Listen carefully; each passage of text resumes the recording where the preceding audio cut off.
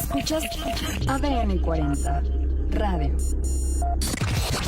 ADN 40 Radio. ¿Qué tal? ¿Cómo le va? Es un gusto saludarles aquí en La Espuma de los Días. ¿Y cree usted que es capaz de sobreponerse de una infidelidad? ¿Perdonaría? ¿En qué casos sí? ¿En qué casos no? ¿O es un rotundamente no? Bueno, pues hoy vamos a hablar acerca de diferentes temas de pareja, no solamente de infidelidad, sino cómo elegir pareja, cuál es la mejor pareja, qué hacer, cómo perdurar. Y uno de los temas también es la infidelidad. Vamos a escuchar esta cápsula. En tiempos en los que todo va tan rápido y las relaciones son efímeras y cada vez más frágiles, nos rendimos ante la primera pelea.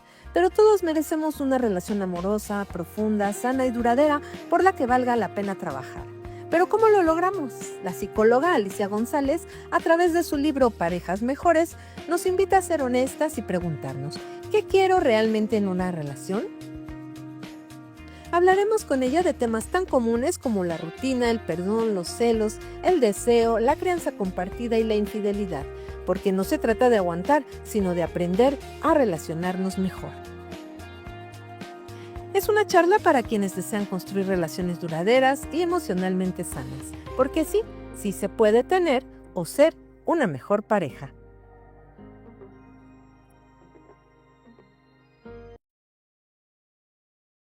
A cómo ser una mejor pareja. Y fíjese que he estado leyendo este libro de Alicia González, psicóloga y autora de este libro, Parejas Mejores, para hablar de cómo se pueden construir relaciones sanas y sin dramas. Y me hizo pensar mucho porque pocas veces nos ponemos a pensar en los temas de pareja antes, ¿no?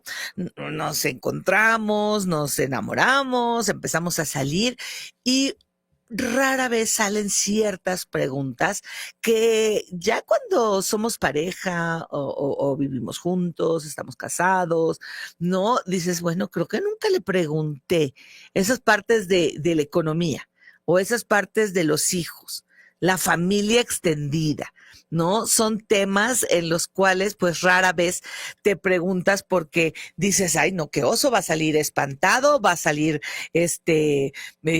pues corriendo, va a pensar que quiero, pero sin embargo, cuando queremos algo serio, pues son preguntas que nos debemos hacer y de esto me llamó mucho la atención este libro Parejas Mejores y por eso tenemos en este programa a Alicia González, psicóloga y autora del libro. ¿Cómo estás, Alicia? Muy contenta de poder estar aquí, estoy muy feliz, muchas gracias. Hola, Alicia, pues oye, ¿cómo no vi tu libro antes? No lo sé, algo está fallando, no lo sé.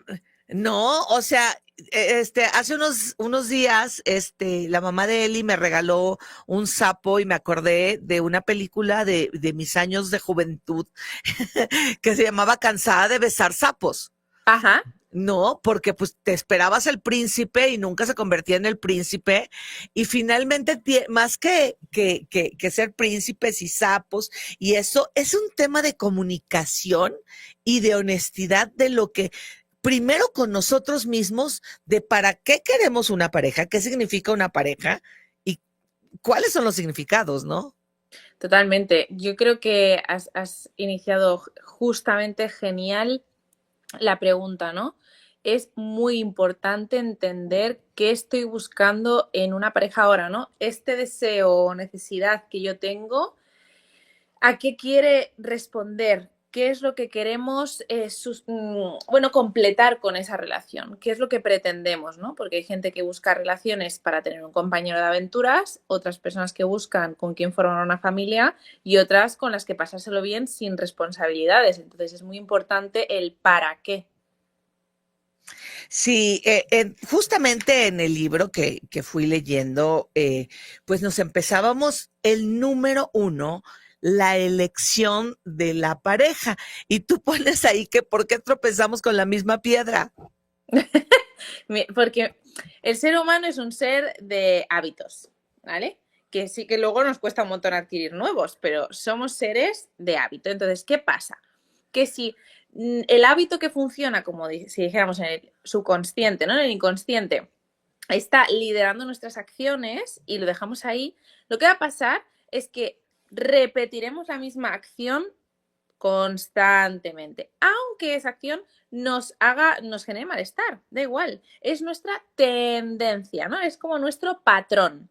Entonces, ¿qué pasa? Para no tropezar siempre con la misma piedra, primero tenemos que ver la piedra y tenemos que decir, ostras, esta piedra yo la he visto antes, esta piedra me la he encontrado 3 veces seguidas, no quiero volver a pisarla. Entonces, súper importante tomar conciencia para que cuando veamos que se acerca la piedra, dar media vuelta o simplemente dar una patada y decirle, no, esta piedra ya sé lo que significa después. Justo ahí iba y bueno, me quedé pensando porque aquí nos ponen en el internet una encuesta que dice, ¿perdonarías una infidelidad? Y dice sí o no, pero también tiene que ver el depende, ¿no? O sea, no nada más el sí, el no, se me hace muy radical, pero depende, yo creo que de las circunstancias, pero vamos a seguir viendo qué dice nuestro público. Y seguimos con esto que nos decíamos de la misma piedra. Sin embargo, tú hablas de que tenemos mecanismos que algunos son conscientes y otros inconscientes. Háblanos de ello. Los mecanismos inconscientes y los conscientes son una forma de decir, ¿no? De explicar que no solamente escogemos en base a lo que creemos que nos gusta, sino también hablan patrones que están muy escondidos, que además a veces son arrastrados, ¿no? Por la epigenética a nivel transgeneracional, lo que siempre se ha aceptado en la familia o lo que nunca se ha aceptado en la familia, pero que se ha transgredido muchas veces. Entonces, ahí hice como una base de teoría de los tipos, que esto viene mucho del psicoanálisis, de los tipos de patrones o mecanismos inconscientes que podrían ser una explicación para según qué personas de la elección que han tenido, ¿no?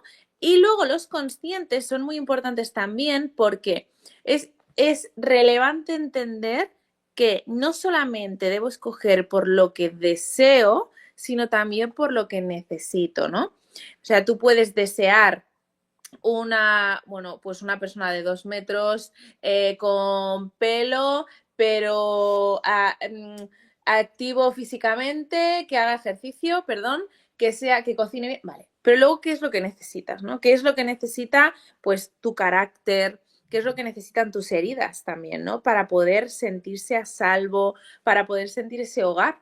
Y a veces lo que deseo y lo que necesito no van de la mano. Sobre todo, esto lo vemos cuando una persona tropieza con la misma piedra que lo que hablábamos antes y va como si fuera un monito entre lianas agarrando relaciones tóxicas. Evidentemente no es lo que necesitas en primera instancia, ¿no?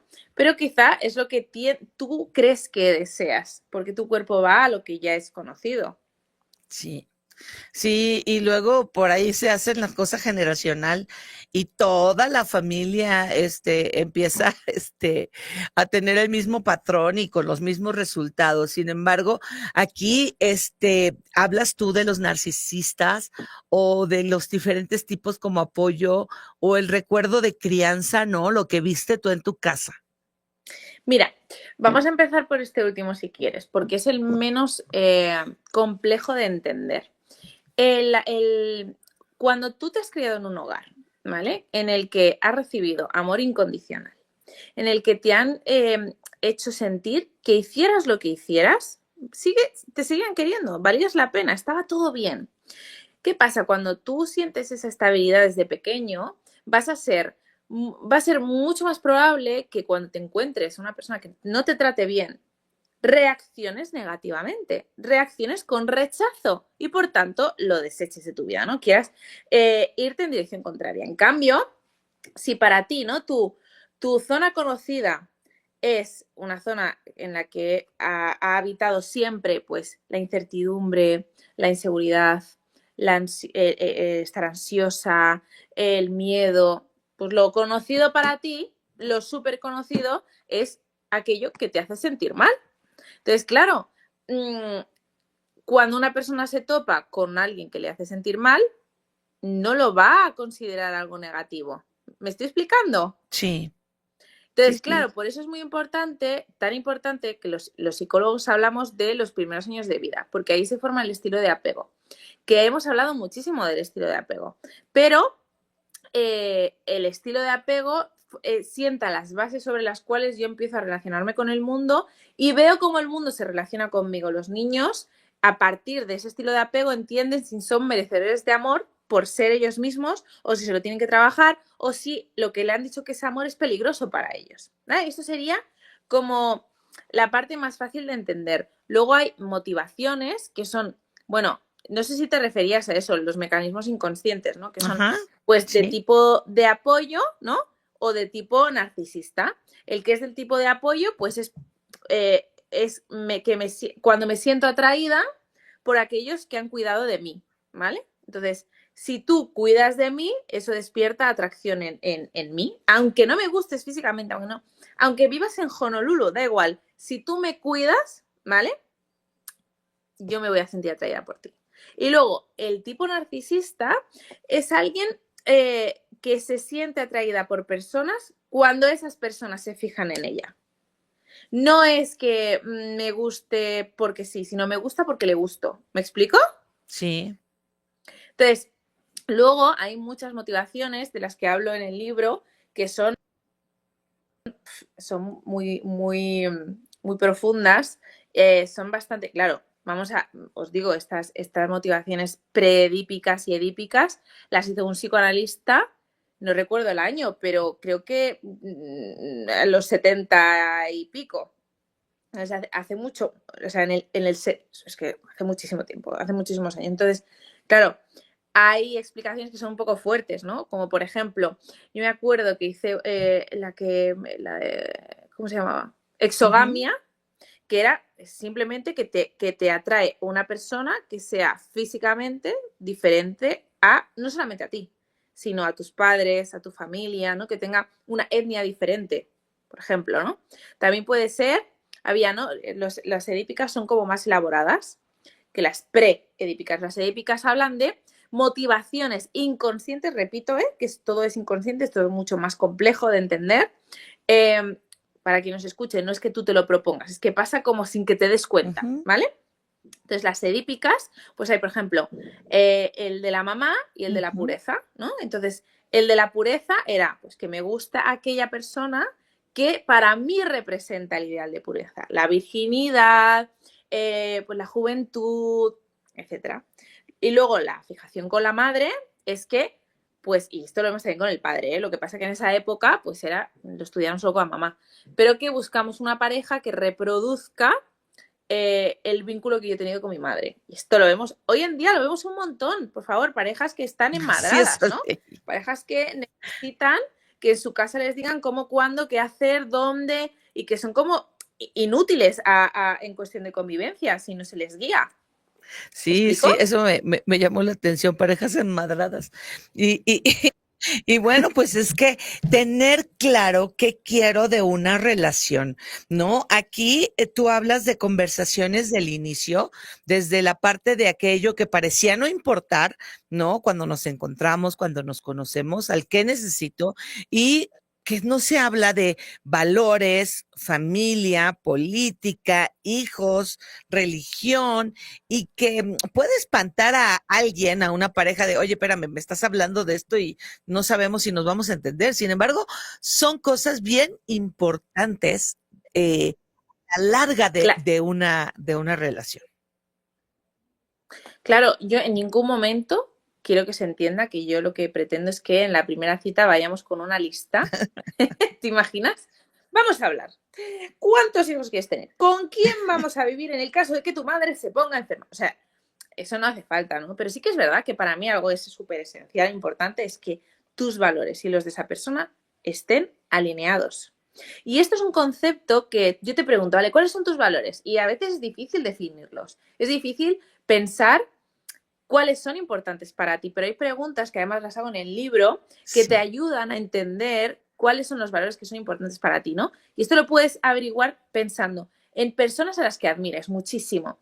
¿Por qué las admiras? Porque quizás son honestas, o quizás son súper divertidas, o quizás son pues muy puntuales, o o muy inteligentes, ¿no? Entonces, son valores que tú resaltas sobre las personas en las que admiras. Y luego también puedes pensar en aquellas cosas que no detestas en algunas personas, que serán aquellos como antivalores, aquellas cosas que no te hacen sentir bien. ¿Y esto por qué lo digo? Porque parece muy obvio, obviamente, pues no voy a estar con una persona que tiene algo que comparte una persona que no la soporto, ya. Pero durante el enamoramiento no nos tenemos que olvidar que entran en juego una serie de mecanismos neurológicos como hormonas, ¿no? La oxitocina, que lo que hacen es a toda costa intentar que tú te vincules con esa persona. A toda costa. Él, como un salmón a contradirección, él le da igual si realmente te conviene o si no te conviene. Lo que afianza es el vínculo. En ese momento es muy difícil, a menos que te lo propongas conscientemente, ver lo negativo como lo suficiente importante para irte. Así es. Y bueno, pues hay cosas que sí son esas de qué permitiríamos, qué toleraríamos y cuáles son los verdaderamente no negociables, ¿no? O sea, Totalmente. a mí eso de que un esposo con pareja que se vaya al fútbol, pues la verdad es que, o al béisbol o una cosa de esas, pues no. Tú en el libro pones la de una pareja de la chava que dice, es que nada más quiere ser hogareño y yo ando de, pues para allá y para acá, ¿no? Y eso era un conflicto. Me acuerdo mucho de esta pareja porque, claro, es una pena, porque se llevaban súper bien, ¿no? Pero claro, A ver, a nivel o sea, de vida, estos estilo de terminaron. vida, no, Ah, al final no, pero tuvieron un sí, bache muy grande porque, claro, ella se ahogaba en ajá, casa. Entonces, y él no quería esforzarse tampoco. Entonces, claro, aquí no estaba siendo equitativo el esfuerzo. Ella se esforzaba en sí. quedarse, pero ya se quedaba con una mala actitud porque sabía que por la parte de él no había un esfuerzo por salir un poquito más.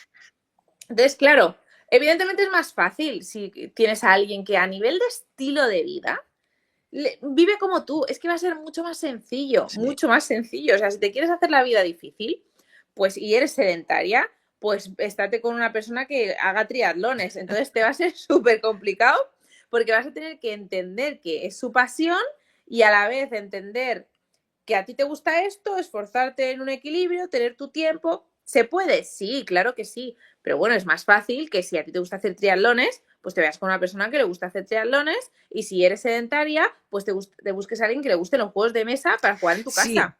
y ¿Me hay cosas explico? donde sí se puede, ¿no? Yo hago mis cosas, tú haces tus cosas, pero hay cosas donde dices, bueno, a mí no me gustaría, tú te vas a la sinagoga y yo me voy al templo, o sea, es algo que en mí sería un no negociable, pero por eso también vienen estas partes de la autorrealización, autoafirmación, el autorrespeto, el amor sin cargas. Mira, el amor sin cargas, porque lo que me estás hablando de autorrealización, autorrespeto, tiene mucho que ver, son los componentes de una sana Sí, autoestima, ¿no? Entonces, y está muy bien que lo hayas hilado así, porque cuando yo me valoro, cuando yo me quiero, cuando yo me conozco, entonces es mucho más fácil pedir, ¿no? Porque yo pido porque me conozco, ¿no? No tanto exigir, sino pedir, solicitar, hablar desde el conocimiento que yo sé que tengo sobre mí. Ahora, el amor sin cargas es muy complicado, es posible y se debe conseguir, pero el amor sin cargas lo que me refiero es, yo ya tengo mi mochila, ¿no? Yo ya tengo mis propias heridas al final, he vivido los mismos años más o 2 o 3 menos que tú, ¿no? Entonces, más o menos compartimos historia en años de vida y ahí me habrán hecho daño, he tenido decepciones, ilusiones, miedos, tengo mis cosas yo y tú tienes las tuyas. Entonces, ¿qué pasa? Si yo me quito mi mochila y digo, ay, has llegado a mi vida, ten mi mochila, tú me tienes que salvar. Eso es ujú, terrible. Eso es terrible para las dos partes. Tú, aunque suene muy romántico, no quieres, hazme caso, no quieres ser el todo de alguien, no quieres ser para la persona para la que recurra para todo. Quizá al principio puede ser muy bonito que alguien dependa de ti, sobre todo cuando tienes esa carencia de no sentirte importante ni especial para alguien. Pero con el tiempo te ahogas. porque si esa persona que depende de ti constantemente está mal y te arrastra, te vas a ver arrastrada. Entonces, es mucho más importante que gestiones esos primeros tiempos, el malestar que te provoca el saber que no depende de ti, para comprobar que así podéis tener una relación horizontal en la que tú, cuando lo necesites, vas a poder apoyarte en tu pareja. Y es mutuo, ¿no? Porque si yo estoy con alguien que depende siempre de mí, que me carga con lo suyo, yo no voy a poder sentirme jamás en la situación de, mira, pues si yo tengo un mal día, un día, él me va a ayudar, ella me va a ayudar. No, porque siempre es al revés. Sí. ¿Me explico? Y bueno, pues de ahí, de esos problemas, de esas cargas, de esa situación, a veces se llega a un punto que es la infidelidad. Quiero preguntarte si se puede restaurar. Bueno, yo lo he platicado aquí en algunos podcasts desde la parte espiritual, pero desde esta parte psicológica, restaurar una pareja con infidelidad. Y vayamos también en la parte de la definición, porque también en el libro pones el caso de otra pareja donde ella llega de que no le fue infiel y que no pasó nada, y él dice, claro que sí, porque te estabas mandando mensajes cariñosos con un compañero. Entonces, para ella no era infidelidad, para él sí era infidelidad.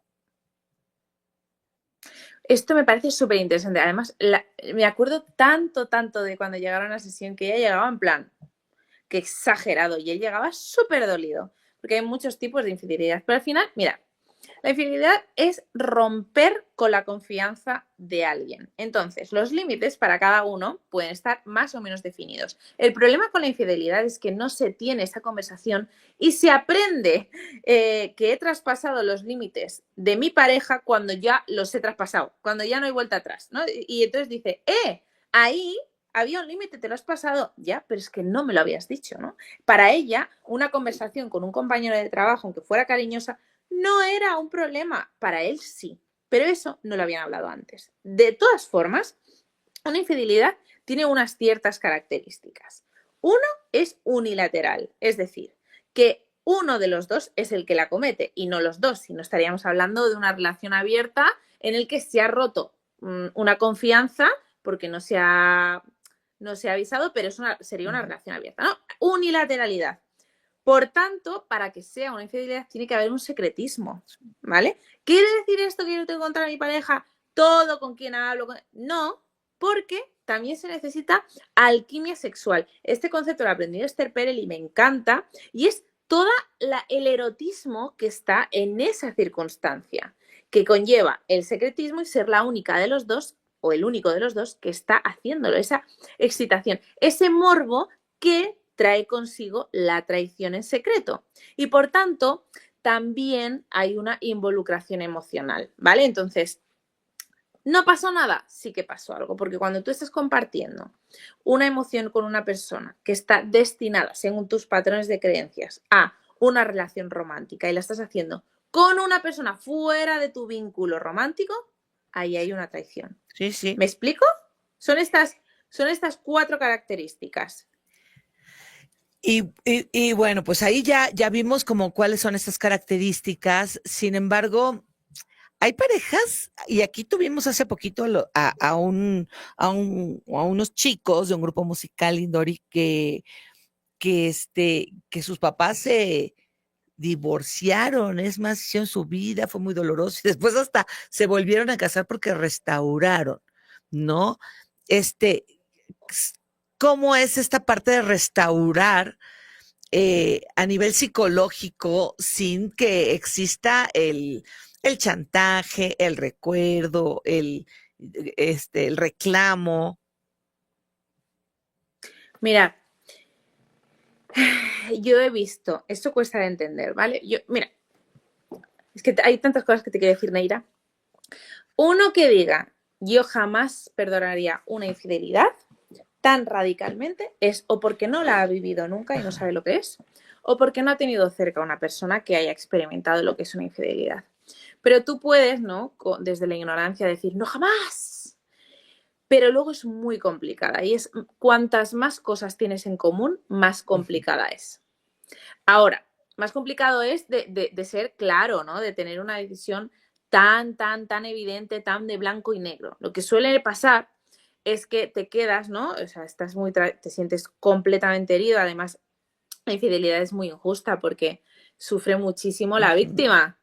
Que, oye, o sea, te lo has pasado tú bien y yo lo estoy pasando mal, ¿no? Entonces, es muy injusta. Entonces, te quedas con esa persona durante un tiempo, lo que suele pasar, ¿eh? Hay personas que rápido se van y hasta luego y lo tienen claro y así lo hacen y ya. Pero sobre todo cuando hay hijos o cuando hay perros o cuando hay hipotecas, ¿no? Gatos, ¿no? Animales. Te lo piensas y en ese tiempo vas comprobando si eres capaz de perdonar o no, dependiendo de la actitud de ambos.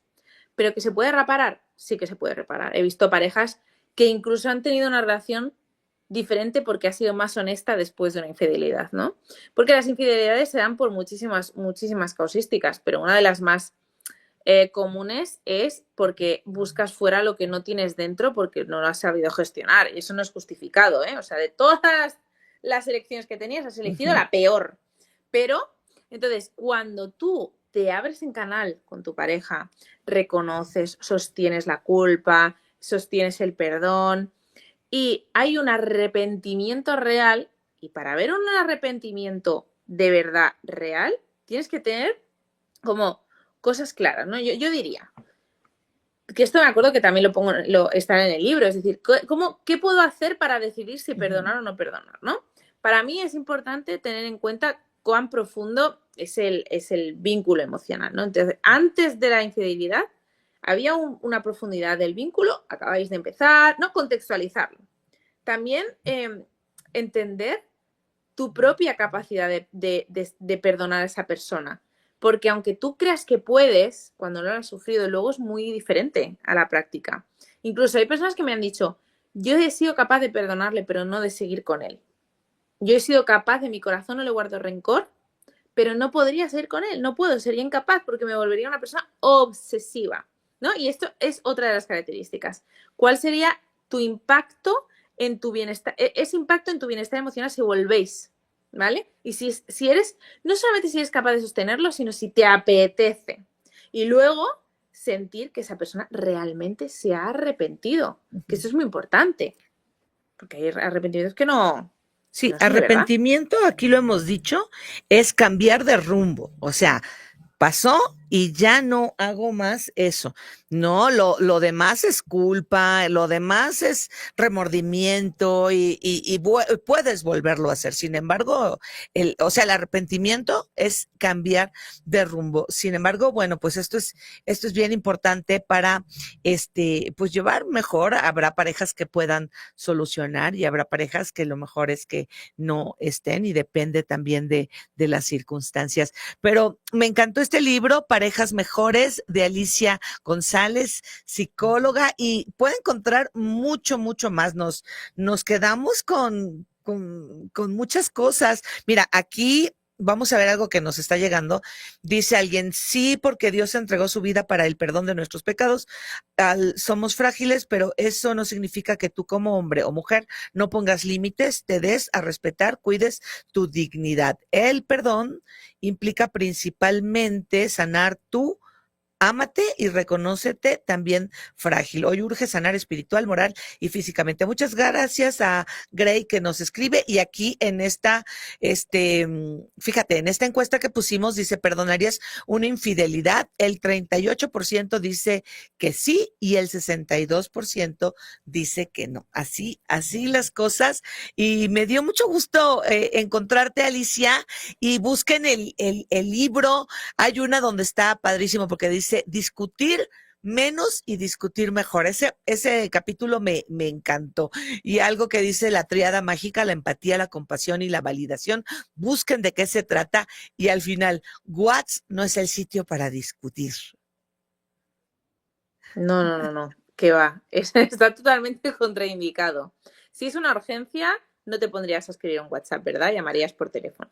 Pues si es una discusión, agarras, llamas, y si no, le dices, cariño, cuando lleguemos a casa, me gustaría hablar contigo.